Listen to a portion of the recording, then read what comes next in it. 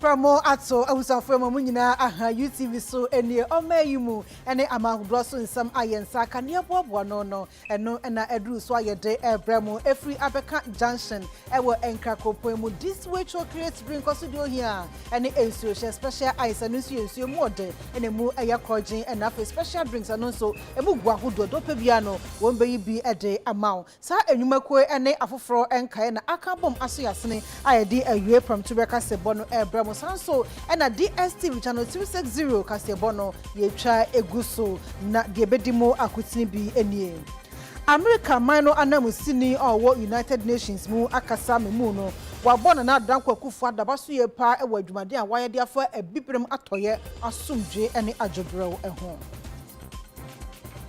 sanso ena Ghana Mine Workers Union or Mushetu UC Muno ede ato aban anim se ni die mu adanansan eye won etu efom agudie minus no yetutu sho mo so papa enu nti amade bia wo mu pia kwadwuma na won sunu egudie enu nti won hwe na onye hu bibi emfa ema won sanso ena aguna suwadro ena fenso adehia wonom ewo adwuma kontito adrobafo ne passenger fo no won na de sede ato aban nim se ekwa wo mo nam so no ekwan na etan ekwan na nye ntokro ni amena gye aboso wo wo hu na ma ne wakwan no so nti won hwe na onye emfa ma wono awusafo wei ane ensembia ebi eka wona editie na edihwe ene aso no so kroji a yede ebramo ewo UTV so ewo enkran abeka junction Midday ede afia educhumwa mrosa me ena prem to breka sebo no Midday ebramo afi emu ensam akasa ankasa enie Amane Bobeto ya pronso ahwese na adedankwa akufo ado Ghana mampanyi akoye amamre emekọ wiase administration block a wasi ni kama ama North East Regional Coordinating Council for no kwakoye amamre a wode abie ano twetwe mo wie ye Ghana mampanyi na ado dankwa akufo ado ewa tifedo mantamu apoye for mecha North Eastern Region nyina no ejina nsrahwe a wobo eda for Ghana fana babia na wabro kopie mu ewo North Eastern Region no ena tenan foforo kra wasi edema mantam no se North East Regional Coordinating Council okokopa hontoma na ne kasa yemu no ena wotiri mu a se ne be na mpunto be hyeta ewo Ghana fana babia enti ena mantam ahodo wo Ghana mu no wochichi mu masese mantam akwakoye edunsia ewo Ghana mu na mpunto a ope edema mantam nyina no esunsunsanso bi ena amanfo North Eastern Region wonya won chefa no ochiri mu a Coordinating Council opa hontoma yi sikabotina mpenifo didi hu dwuma 70,647,543.17 pesos. The minister has made a very strong, eloquent case for why we decided to accept the idea of making these new regions, to bring government closer to the people and also to accelerate the process of social and economic progress in the various regions. And in order for that to happen, you need to be able also to have some focal points around which governmental action can take place. This building, which we're commissioning today, for the Regional Coordinating Council, is one such important focal point for governmental work in the region. And I'm very happy that the saw that I cut has ended up in this magnificent building that we have here. The Minister for Local Government, Decentralization and Regional Development was the very minister who saw to the regional reconstruction. And that is why he has now been given the added responsibility of making sure that the decentralization exercise, the devolution that we have seen in the administration of our state, becomes firm and on the ground. We can't build the regions without creating the institutions that will make regional development a success. And that is what we have begun to do with this building. There are those who couldn't do anything when they were in office, but continue to make comments about those who do things. So we will make the history, and we'll leave for the others to comment on the history. Awusanfo yeto akase bono eso Asye share the war ene abefo and some so one ene Ghana investment fund for enafe eye electronic communication for gifek womo aka aboma kwa wi ase no adehia wonom ewo sehwi esanse enafe sehwi enkwadum ani nyina da wo sehwi akontomra district mo atomantem no wonom akwakomma mo eye rural telephone area fiber network ni bia no beboa ama so mukito mobile phone na womu atumi anya network ene omanfo edi nkomo bia wonum epe e womu mobile phone so ye midday se nedue ye betu yetumi asaba ha bio nyese ye ba be pauchew se ne ye kan se ye be ye ne yetumi nye na se ye ba be kirew se ye di ose ayoyo se de gifek penimu ne kan ye no na enye mre sa efisomba be hwe ye no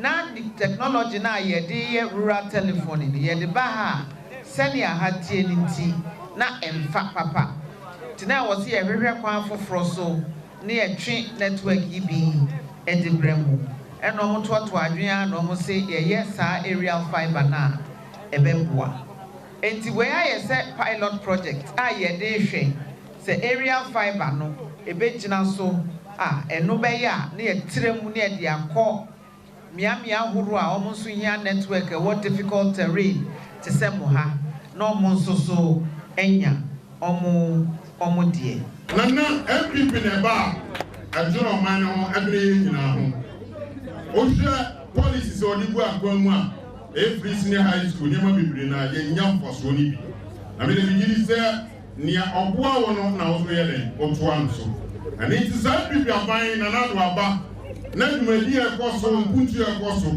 ye beti ya to aso de amamode a na se de MPP president ye dey eba na ni nyina mu no jise mo boa na minister ne mpanyfo no ye pie papa bomnya me de ma de kra standard da so no ana ye ne baba yes pilot project no ye hu ba bia because the whole country pilot project na ye no na 40 kilometers and yetimi enya sika e de ye now, it moved 16 kilometers and we're reaching the out of the 40. And some 16 kilometers, area 5 by the move our code and they are connected. Network and a Kodun Sudiano, Sabi Lueno, a moon, a Sabi Lueno, and a walk region. I ate me, I ate Muslim. I just nana ye who say ya emsa oni MP so no masem no so nsi etino ne aba me ewiase ayetim ba so wonye wiase no me nyina yesi school ma yesi hospital ma ba na uni good communication network wa brave ba onko ba bia ba etisana ya mame ba ana on boss so ba na yensa aka ya network ya ba ma ana ya from Malaysia ba the other can do ba na network we ba Rebecca said the uniqueness of it another say ba community bia yes network ya e bia MTN kwa ba Vodacom kwa ba ana atetigo kwa ba na yede Rebecca said yawo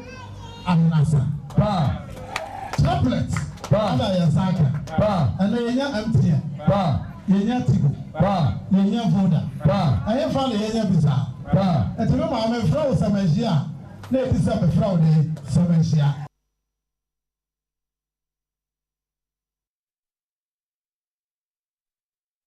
America mano anamusini ewo United Nations ekwoni mu eye Mame Linda Thomas Greenfield Mame akasa abonana adedankwa Akufo-Addo Ghana mampanya baso ye pa ewo adwumade ne mbonde mbo a woye edi afa ebibre matoye meche West African region yasumdwe na afenso ye mbambo eho. Our friendship with America dates right back even to the period before independence for us. It has remained steadfast. I believe it has grown even closer in recent years. I think that the common democratic heritage is important to us, and that on many significant issues we see eye to eye. certainly on the latest matter, which is occupying the attention of the whole world. Ghana, all through the 20th century, took the view that we should live in a world where big people don't bully small people. That was the basis of our struggle against colonial rule and against imperialism in Africa. And it is that principle that animated the stance that we have taken at the Security Council and in the world community generally, that we can't understand the origin of how come a big country like Russia finds it necessary to invade a small neighbor.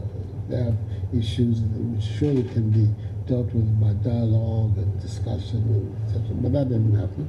And that is the point of principle for us that we took in our vote in the Security Council resolution, and which continues to animate our position there and in the world community, as I've said.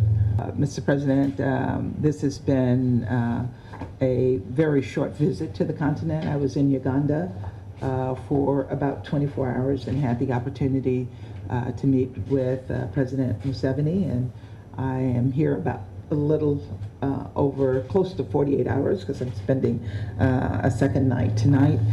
And I have come at the request of the President to express our gratitude to Ghana for your leadership here in the region, but also for your leadership in the Security Council and the collaboration, close collaboration that we have been able to forge with your permanent representative there to deal with urgent peace and security challenges that we face every day in the Security Council.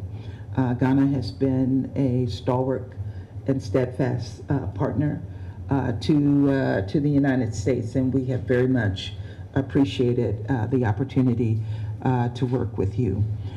We also want to express to you our strong support for your efforts in dealing with the situation here in the region. As president of ECOWAS, the very tough sometimes decisions that you had to make to deal with situations in the region, particularly as it relates to Mali.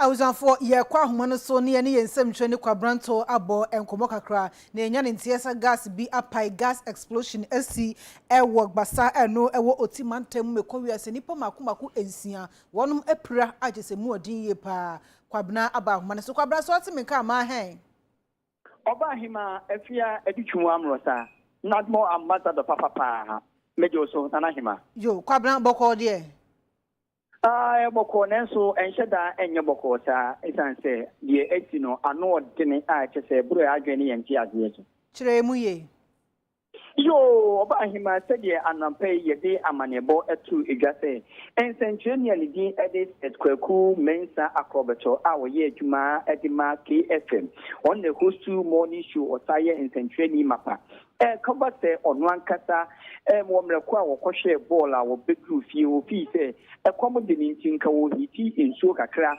nanka wode ayemilo kakra de ahwe ne how far nanso not knowing say eye ne gas no na eliki atese eliki ama edem wo nyina aye gas into omrekwa wo pa eja na to pa market atese ohun ye na tisa 2 liter sei asia manipa mako beye enson atese omsoso eja idi ahihye wo mu na ye de ni ehwemu ana tese nipa miensa na omodie na ano odene pa ni nyina nkemfo ano eye abrantie kwaku mensa akobeto ye morning show host edima KFM ono edimu akotete ne die ne ano odene ne nim nyina ahihye Hasna Emranti Munusu so Ekanwa, almost so Ashe, Shamunam na Auro, na Yamianim, Ukraine, or Mercoba, no. Quadranto, a yo Timantaman, Central Fukubata, Medawana, no, and as a measure, actually says, Centrini, every ma, Chesami, Dimako Tema, ambulance service for 8 Dimako Tese, Sandy Pami and some more April more, no, or don't be PMO, if a year, Patata, the PMO, a year, and Quanta Prodema, Bako the Omotani Copium. And Quantasa Municipal Hospital Medical Village. Namu so Omodi Omoku a yes in Joseph. Nanga Yenim Ukraine said the Omo watches Siano. Now Kwaku Yate or the one the Kwaku team and Kaya Kulebu. And in of Matia. A year and century and the said Kwaku Mensa Acrobatone. Ambulance service for Adaroma, Omo to me, Apijano and Akomo Ambona Bumu. I just a man who could make a short and I'm beginning say, Omo Apa could do a year Kolebua, a doctor for any painful Gusa motion. Nemo and a patient in the kind of day to that. Ambulance service for much more and charges, Kabia, Nemo, say a Kobasa walk what quarantine years. Ebe hia se obe support wo mu no omo anchaje okra akrobeto yi omo de ne kono according to ambulance officer no ewo enkwanta mensima owura no nyafo kranti wachira omo egi 1700 Ghana cedis ebetumi atofo na akomni ni nchem we di oba ahima owura kranti mene ne wa ha se wo be chirem se de be UTB ahwefo nyina ebe hu se ambulance service ko ba ta woto nsa from a enye se omo charge ne mom kakra na o de support ana so de so mate. And over a quantum patrol, I send me 1,700 Ghana cedis na moji Abrantia modern airco and crime. Ninche mu anything.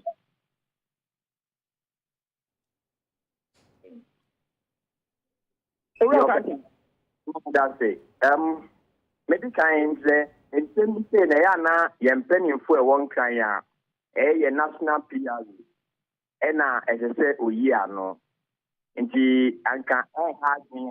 Me refer assembly to me board or national PRO. Yes, so say one our shama a year acrobato, Koshama, Mufu, Kana, some moment the A-Fling Quanta Prodiama. Hello, Quabra. Entina Yeti and can Quabra, hello. Ma'am. Aha. Would you my one Cassan say National Ambulance for no or PRO, you know, no because and would your all reports now on Sakano.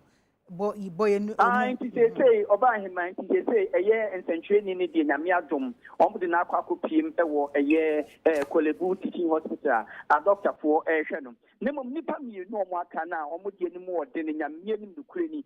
And to see Abba say, same common transport or monthly and Quantacodium and Copium, a year and Cano. Libya bet me as he said, Yom Beshro Monqua, and I say, Becquacobas or Munkudu. And okay, he say a year suggestion about many of Mushafona Akate.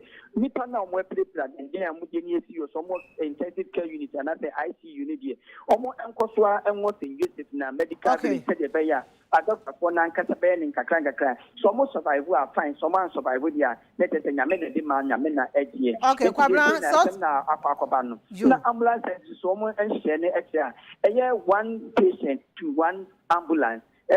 More transport to a nipa ambulance akona and to a cobas nipa miens and not entering cobase nipa miens sending in the performing at a go nemo form baku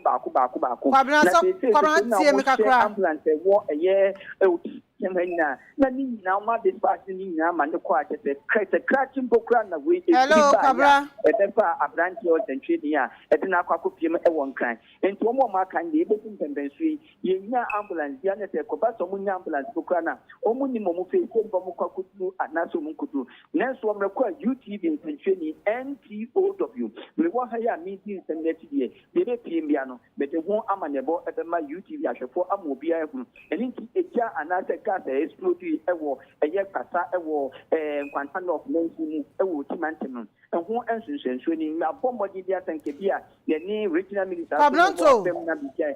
So, Nina, Obama. Hey, I know what you have to say. Yet, Tim Kakrawai. Ambulance, no more on Beji say, and no Sisudia. Seconds, mammy, no more on Beji say, San Omoji. Me patcho akrobe tomde ne aircon de omo eke 1,700 Ghana cedis. Yeah, that's it. No, amane bo. I was for yensem troni kwabranto amane bo na ode akoguo no na yenkwa homo so ne Ghana ambulance opanyikase a wakasa edema wo PRO a woni owura Samuel Otura entwetwe enkomo kakra papa so oti me kan UTV from to breakfast bosu ni o ma hen. Demoso menuanom. Na mpacho adwuma mboko de Enyamna dom yegusu kakra. Jo yedase. Papa ambulance ye je de sum Ghana fo nyina bra to renchen bia nampo yareɛ bi ato obi potopru ma yɛde no ɛkwa yasabia na ɛkɔbasa ya na moje kakra nsa na modi nipa na kɔ ho. Okay, me da se me chia mo ehwefo nyina mo Ghana maimo. Me to me nko asem so straight with that my inchumo kakra. Say during the week weekend in the last week a domestic gas explosion AC ewo Uti region pasa ewo in all the past 7 and song and more a pry into omu pry no ambulance omu frere ambulance hereby need to meet the cases omu nyina the hospital the binu call St. Joseph Hospital it been more call hospital be or a friend or funny saying okay the best 7 any past 7 I call nana omu out of 7 or 3 cases are very severe, and we need to transport them outside the hospitals. Case in Okoye, I'm saying the Quantum of ambulance ever fab case back home. It call Tamale, and later no another ambulance so almost free and also free Bimbila buy for a backup because now Quantum South ambulance no now a workshop. So we know a Bimbila they are not by the another case equal TTH so far no 2 and the hospital. How much there's another case at Quanta St. Joseph Hospital and here thing. Now I won't be here say education also beba Kolibu into Ahomachi your team no sorry. 5 cases 7 cases in you can watch them no. This assembly, I had through their district coordinating director, Mr. Selvos Ajay, one and what to talk well, Pierre ambulance in cases in and I pay how much case na fair no, and no, no, now we needed a car no suffering content of a say crossover hospital, now and upon to me at Wasso, so they cross from the river Dambai to the hospital, they can set off early this morning. In Tianopeno, 1,700 was requested for fuel. And what you call fuel, was Star Oil. And the Star Oil award that area receipt is available on cotton fuel and 1,000. Hello, Mr. Samuel. Yes. Requested from who? Patients, no. Patients, no relatives, no. That money which assembly no reimburse later. So 1,700 was taken. So on the tofu well, it was Star Oil. 1,300. So it is remaining 400. So Omokono, they are now, as I know, they are the head office. They have sent the case to Kolebu and they are returning to base. So okay. When they are getting back, they have to top up again. Okay. 400 na kana with the best of one son of which me drew or more base on Quanta North. Okay, not just Obi na reporter no earlier reporter Oma in the morning. Minion Covenant too, he stated say at 3,000. There's nothing like 3,000 IET every case. Cases now happening in Ano. It was the assembly through their coordinating director because it was the weekend. So the coordinating director, ISL was ID, meeting the number, news editor. They can cross-check from him whether ambulance service took a penny from the people or not. So let's put record straight. So ambulance service never charge anybody. Or more in this car, I will be a home. So the issue is, I'm not paying a case from St. Joseph to Kolibuno. That is where we needed 1,700 to buy fuel because there was no fuel. the car, when they were coming from Nkwanta North, the motor fuel 300 before they could cross the river Damai to where case is here one Nkwanta St. Joseph Hospital, no, for case.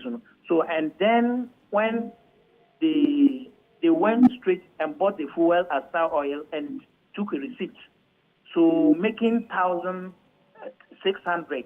But the 300 was their personal money, so we don't want to talk about it now.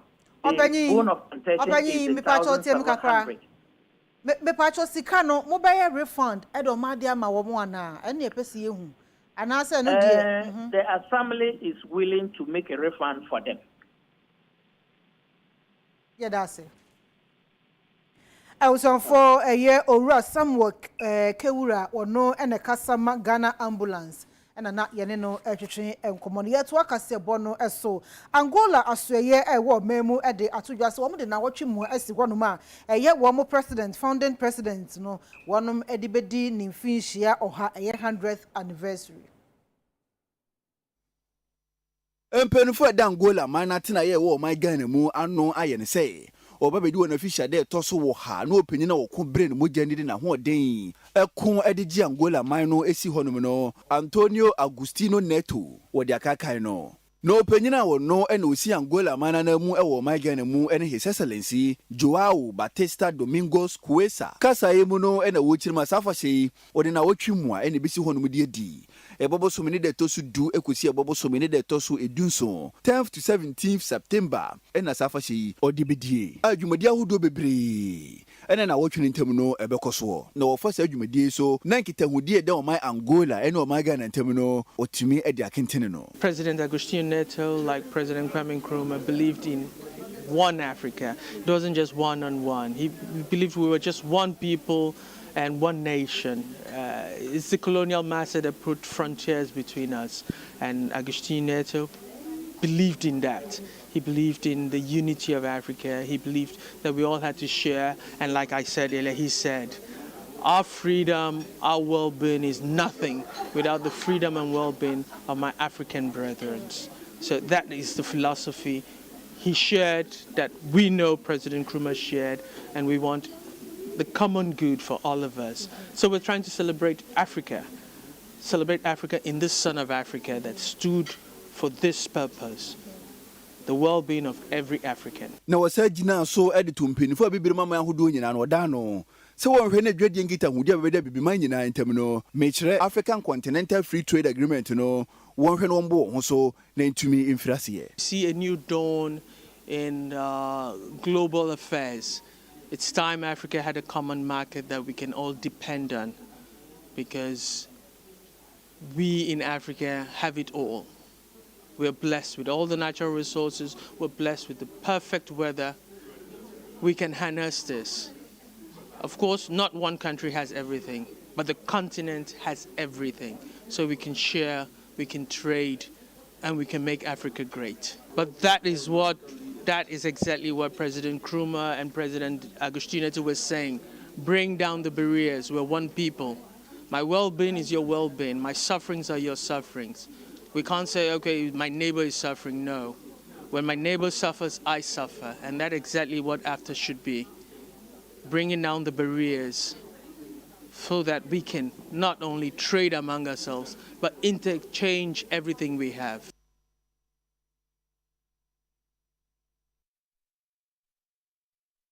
I was on for year to akase bono eso yenya ntie se Kofi Adoma Nwanwani a ye adwuma e wo Angel FM eba wonom kase bo news na wono ene da no e yade a minfo bi ato ahyede so akese e ka dempo nkomutwa eja atunimu ahye no wochese abrantie na ofiri kuntu na se na eba enkrana minfo no na omuti motorbike so no mukotwa na kwam ko wiase no abrantie nya ne nkodidi mu nanso e yade a wo praye pa wei eno memu samtrofo nkabom ko Ghana Journalist Association de krata apu abontia sa emim sema akoso no wonom ekasatia wesu ntini yenya Mr. Kwabena Jonfo a o GJ panyipa president awa ahomaso a yene ne betwetwe nkomo ede afa ho be na UTV from Tubreka Sebosuni ma hen so le do so mi aba boko de oh nyame go so share yo nyame go so share if you na mo so mo say yensu ye hu ye pa adwuma so okoso fine mekyia mo ne mapamfo odwuma so a moyɛ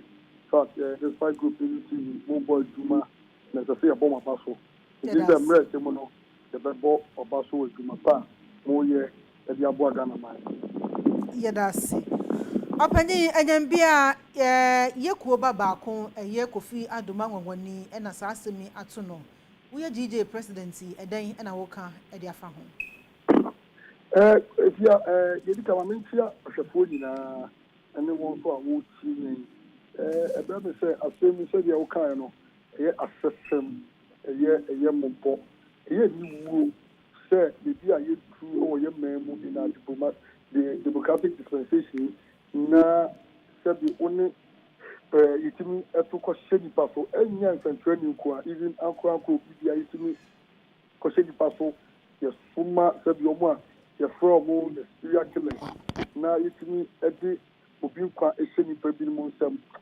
ɛfia ɛyɛ niwu ɛyɛ asɛsɛm na yɛn nsɛntwerɛ kuba tako deɛ we condemn it condemn no to say no matter the circumstances only obi nya adwen iti ohwɛ yɛ preamble na yɛdi dwuma na ifia ɛbɛmu owu sɛ central no yɛafidie no ɛnyɛ restricted to only journalists nko a na mami nam ofidie so na we did the preamble gyinaso a yɛde establish ekuo the Ghana Journalists Association na we did the first preamble nehu yɛgyina so mapa na Ghana for itie na nso hu sɛ na I read me count protocol say more say declaring our faith in and commitment to fundamental freedom of expression and media pluralism in Ghana and affirming our resolve to serve as the watchdog of the people's rights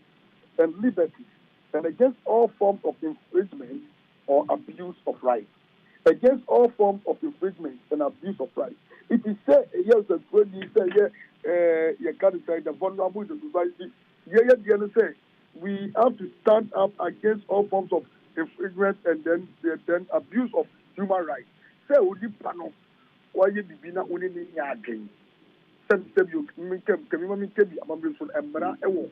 your the rule of law, your embra, who do the Pana fashion. Now, say, Udi Emra, the Bishop, some now cafe, some of that can not to crowd here. Now, a year, your fossil. Now, you condemn. Now, you are at the president, the Minister of Information, I didn't come on. If I do come on, expect it. Many your friend police for Akasa, many the CID board, the Kasa almost at the minute. Many my friend IGP, I was a message there, of a family back. Yet the assembly chief, yeah. Now, the person may share in the telephone now, they can afford now, but say, this case here, Abano, a test case, Emma to force administration. We are yet administration leadership on your era. You see, you did the legacy era. It is the legacy era. No, that's what you say. You better teach yourself them for safety, them for security, personal security. Any our bambono, every your priority because welfare at top your policies, any your message that you need to get your promises are making your vision. Welfare no at top all. Now you can't welfare and sure. Now some trouble bambono safety. It didn't work with them. You can't welfare and sure. Say the best and trouble come Juma sure. Omunfa and Popoli who usro and coffee. It is yet you condemn now a seminal put the Asanavia, a Yassafin. Alright, for Biaba ni say no bibi or Honoma and some trouble from Cabon near place for Becabo Mayana. Yes, I started a Juma and said the Kayano. Okay. A bum say a bunny say ya. If you are never going to say, you wouldn't say, it's a trouble for the Juma, Yano. Then you are police for 8 months, there are similarities. Just a Bob Braka like Yemba and so say them we are crazy. If you are some media, no, you say, you can gather the raw data. Raw data means your friend information, you know. Now you process it. We are transmitting as news. Okay. Security agencies are your police for the same raw data, no, information, no, no more processing. No more, no, almost friend, intelligence. Okay. Yeah, your friend news, almost friend intelligence. It is a job. Yeah, that's Papa. But see, who you say, the di kind of some for as I said Ghana man at see ye tuma ye no upset says some for a tuma ye no ye yes say ye did that turkey ye be make sure say be the pre democracy okay ye be turkey say you am before no more ye di yan traffic and ye may be a shop sano omo be hwe asu ye abon ban ye make sure say we will ensure there's transparency, there's rule of law, there's accountability, and deepening democracy. Okay. Alright, for yes. Alright, for what's the maker? Someone approached the former camp bomb. I be video and the young fancy why? If you are going to be the young branding a foot away, Emma Ghana Maiden, I say, Ubibia or war information, Efa, Kofi, Abuma. Ni attack ni we no hu nyina no omo mbomo dia so mo be reach out to yen and a police for dia be ya be boa a police for tuma omo ye no aye wano na yetimi island bring up the perpetrators to book madam after yan sure das papa busuan for o memu sam trofo nkabom ko emu panyipa president ani din edi Owura Albert Kwabena Jomfo amanebo eno de akoguo ni yeto akase bono so adrabafo ne passenger fo a wonum nam aguna suwadro dikosi adwuma kokwa ne so fifi mantemu no wom de atodwa se kwa wom nam so no enkoyi kwa ne ye basa pa yese tutu amna wom nam so wom bre wom ka se de bia passenger fo so ehuna mane ye no nti wom ka bom de se de ato abanim se de mada won hye no fa eka entoka so na wom ekwan no wonye emfa emawon adrobafo akuafo ne wom mbɔ mpempen ɛwɔ agona suaduro de kɔ adwuma kokwan so no ɛna wom buafu aban wom kyerɛ sɛ suaduro ɛde kɔ adwuma kokwan no fiti ya mpɔntembre so ɛkwan no ne nyina so no ɛnyɛ ama makobedi nsɛm na ya na kyerɛ sɛ enkoyie kura adrobafo kura mpo a wom ɛfa so kura de ya no mbuafu wom se wom hyɛn ne da bia de so wom kɔ service enti aban no hwɛ no ntwa saa kwan no fa mom akuafo no so sɛ nam sɛ kwan no nyinti aya wom mfudi wom ntumi mpo ɛna wom anya hyɛn mpo de afiri wom afuo mu no wom de akɔ adwama so mpo akɔtɔn no wom nya sika mpo kakra ne nyina na yade a ɛha wom yie papa aban no ɛnyɛ kwan no fa mom no nso ɛyɛ Ghanafo Sedro to adwuma kokwan no ɛnyɛ ntumi fa so nti sɛ aban amabo an de a driver sɛ yɛ adwuma kokwan no so ndi obi a bɛgye adwuma yɛ ɛsra ban sɛ ama yɛ kwan man kwan na sɛ de bia yɛ maintenance tanya de asade ano bɛdi adwuma no sɛ de bia yɛ ka no man problem de bia man problem yɛ ka wona so o ka bibia on ti asɛman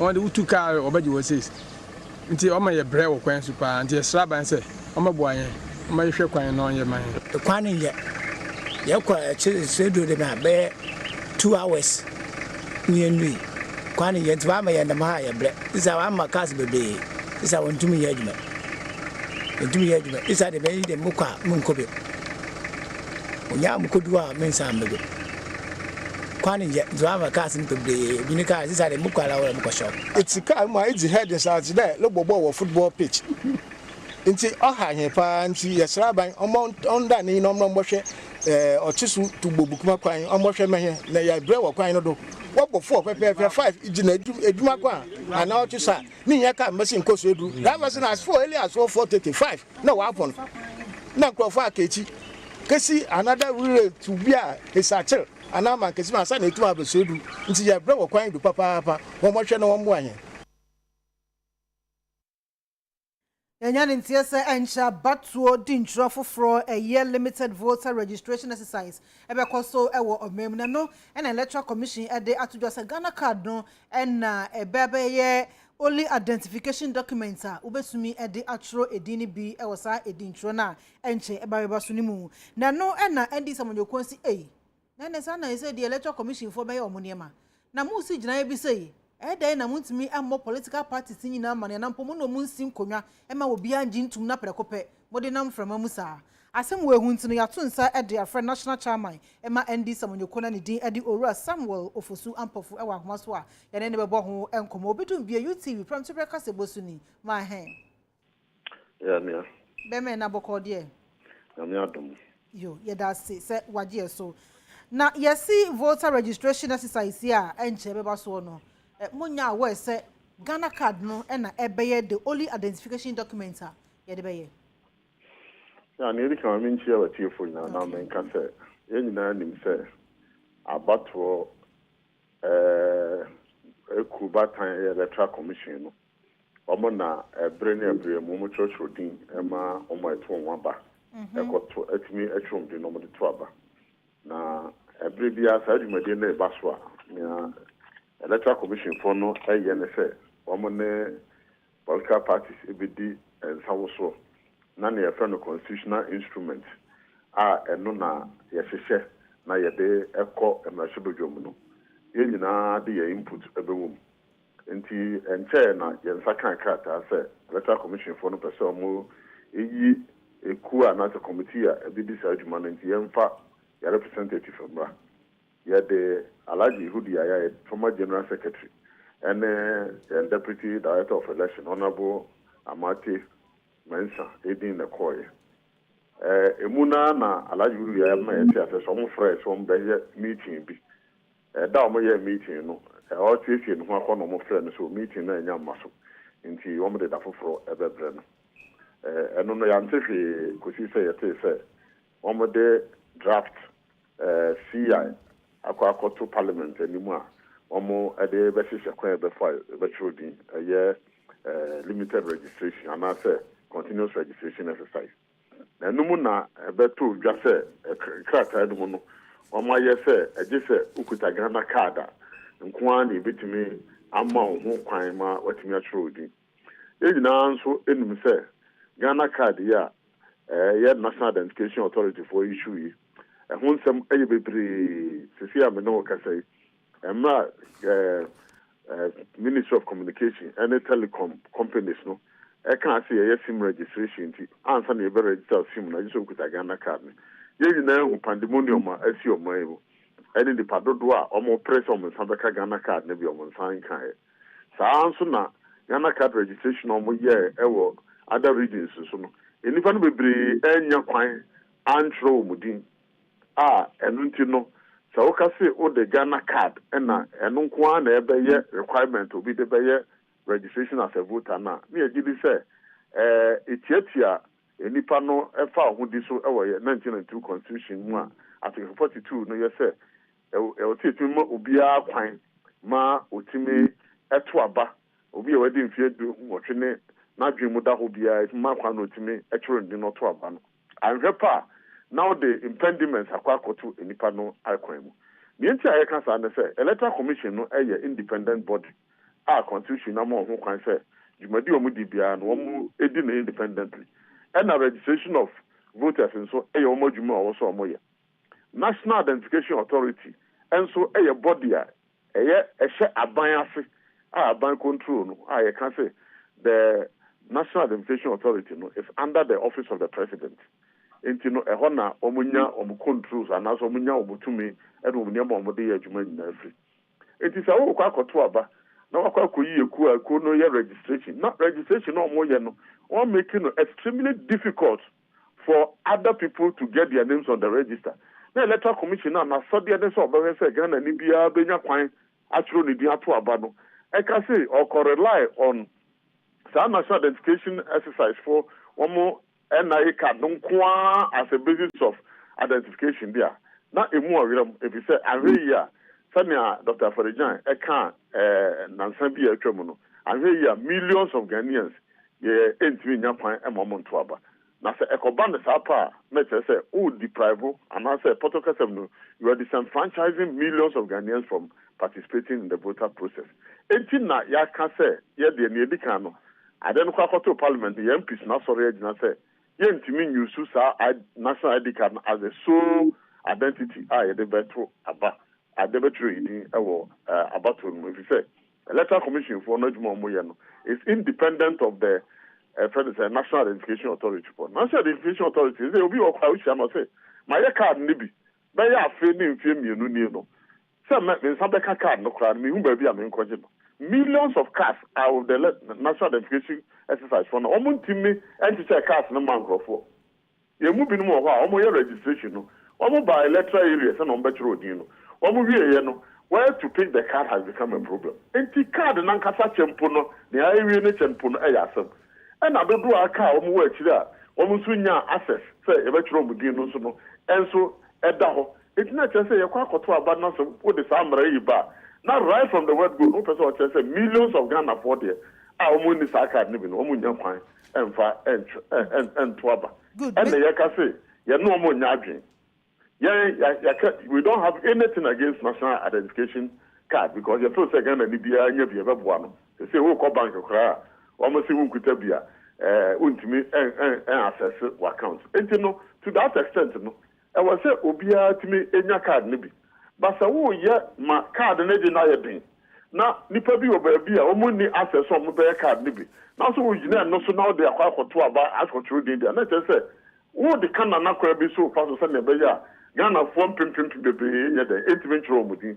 And no so kobasa na entimi enya credible elections our man. That is why the NDC are saying say we as at now I can say there. You need system ma eye open amo bia say ubetimi anante no ka control din wo NIA now we find card na you control din what we dey control din. If those systems are not in place there, then the electoral commission and so on prepare one who say one the card no kwa and the requirements when that card is very difficult to access and almost NIA for no assure say they are not competent enough for all these years to make sure say Ghana for also Musaka card no Musaka card no Yo, Orampo for that is how JSO. Jo, I was for national chairman Emma ND Samuel Kona when you Ora Samuel Ofosu Ampo for Manable and Ode Akogoni yet work as a bonus. So Ghana Mine Workers Union, one must use if I say, or more Akasadia to just and saying, I mean for me total almost rough, a minus no, and I'm only a two from a good year. Kakrabia near to us almost so, and I'm so more Piempo Juma. Now one soon you know good gem, a son so when you say be able to me at one mamma Macri or Monka.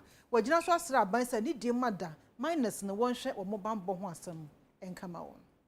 Ghana Mine Workers Union, one or two of them good year on Kabamuku, or Shep Jadifon Kabamuku Trade Union Congress, Yokono, ACBA. Na Juma 4 to a former good year.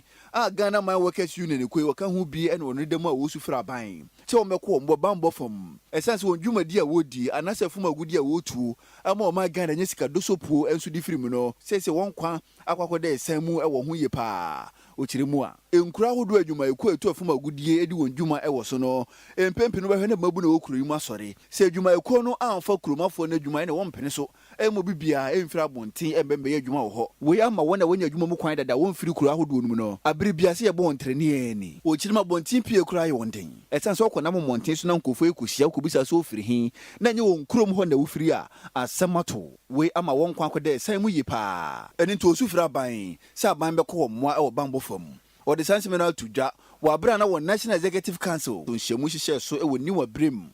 I think that to some extent the inspectorate hasn't performed their duties as expected of them. From the discussion I had with the site guys, with the security guys, I understand that they didn't have a toilet facility at the location where those guys got missing. You can't say this is what is happening. Our mine site. Assuming your sister being sleeping at the plant for 3 days, not bathing. I wish I had to say. So we are urging the government to take this serious. Because who say, yeah, Juma, even see our roads. Armed robbers, they attack us. Don't go out to Anyamfree. We should be very, very careful that we don't do anything that at the end of the day is going to disturb the country. So if we allow the companies on their own to do the right thing, that one they operate their money companies. Ensure that immediate steps are taken to at least instill some confidence on the ground. As it stands now, a lot of us work all right, but we work in fear. And this is not something that we can continue to tolerate. So we are calling on government to offer complementary security services to the industry. The complementary security services would give us a higher tier of security support, at least to the security services that are offered by these mining companies, who largely operate unarmed. I was for Yenjina Weso na Ye home kase bonus na ye ba agodie mu nsam ye de beto aso enche be ba sisia